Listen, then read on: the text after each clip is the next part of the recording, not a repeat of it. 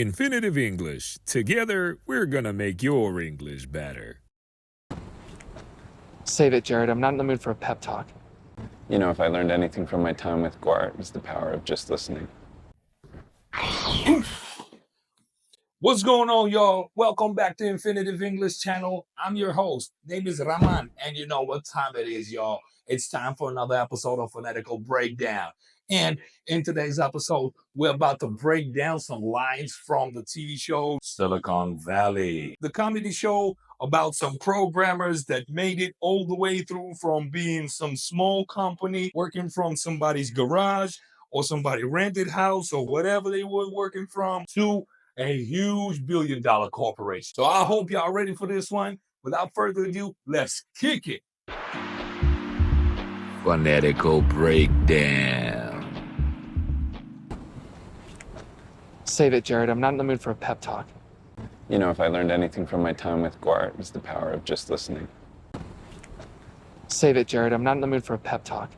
Save it, Jared. I'm not in the mood for pep talk. Save it, Jared. I'm not in the mood for pep talk. Save it, Jared. I'm not in the mood for a pep talk. What? Save it, Jared. I'm not in the mood for pep talk. Let's break it down, y'all. Let's get it. So, save it, Jared. Again, guys, the main thing that is the key. The main thing that I won't get tired to remind you of, right? So, keep everything connected is the key to American Lazy English Fanatics. Is the main and key principle for y'all to get better at understanding of American English, whether it's TV show or real life conversation. So he did not pause any single time, did he? Save it, Jared. I'm not in the mood for a pep talk. Save it, Jared.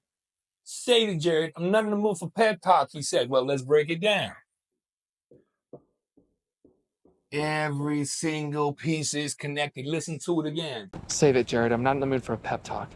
I'm not in the mood for pep talk. I'm not in the mood for a pep talk. All right, let's get to it. I'm not. You remember, guys, American Lazy English. It's not not. It's not. The jaw is dropped, right? I'm not in the mood. So what's being in the mood? Mood, it's the vibration, it's the state of your mind, it's the way you feel right now, right? Well, technically, you may say, I wasn't in the mood. I'm not going to be in the mood. Things like that. So you can, use different tenses to express the feelings about mood. So mood technically is the way you feel, okay? So he said, I'm not in the mood. I'm not in the mood for a pep talk. Listen to it. Jared, I'm not in the mood for a pep talk. So now, did he say mood for? For, like for? No, he did not. He said fur, because in the American English, it's going to sound like fur, for a pep talk. Now, in British English, it's going to sound like talk, right? Or, and in non-rhotic accent of American English, it's going to be somewhat familiar to British. It's going to be talk, okay? But he speaks with the general American accent, Northwest, right? So he said talk. Listen to it. A pep talk. A pep talk. Pep talk, talk. Not talk, but talk. You see? Yep, like this. He said talk, okay? Pep talk. To do this in the American English way, okay? Like this. Talk. Not talk, but talk. Pep talk. I'm not in the mood for pep talk. I'm not in the mood for a pep talk. For a pep talk. I'm not in the mood for a pep talk. Talk. Okay, guys, like what's a pep talk?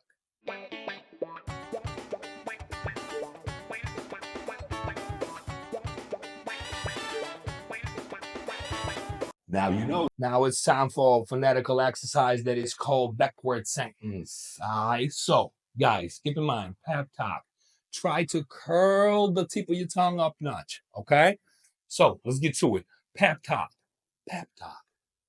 For a pep talk. Keep in mind, for a pep talk. In the mood for a pep talk.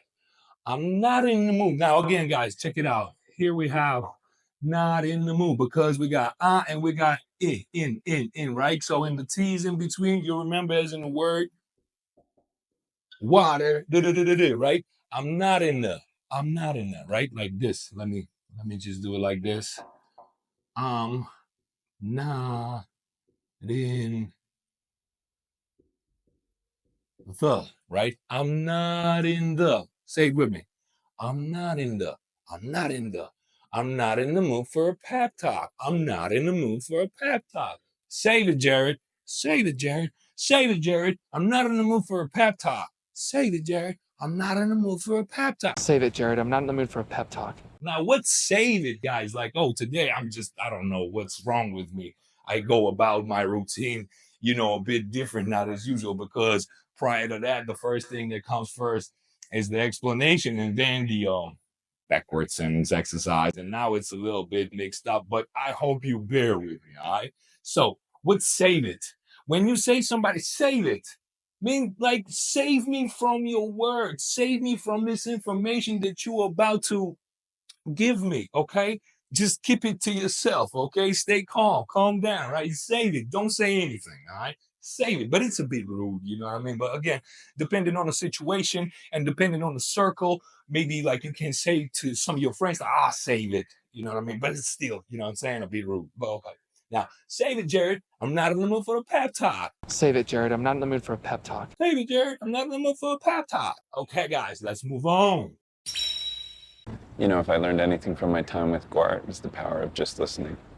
If I learned anything from my time with Guart, it's the power of just listening. If I learned anything from my time with Guard, is the power of just listening. Again, every single thing is connected, even though we have comma here, right?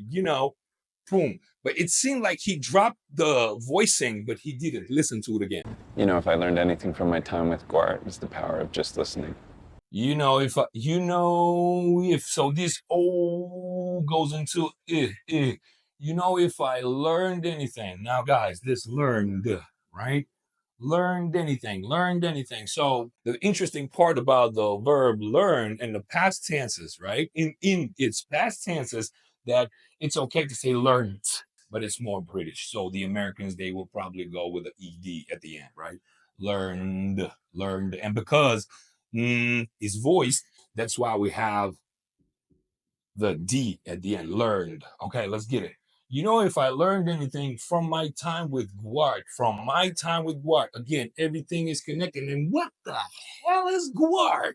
If you are new to this TV show, you hadn't watched that before, I recommend you to do so. Go ahead and check it out.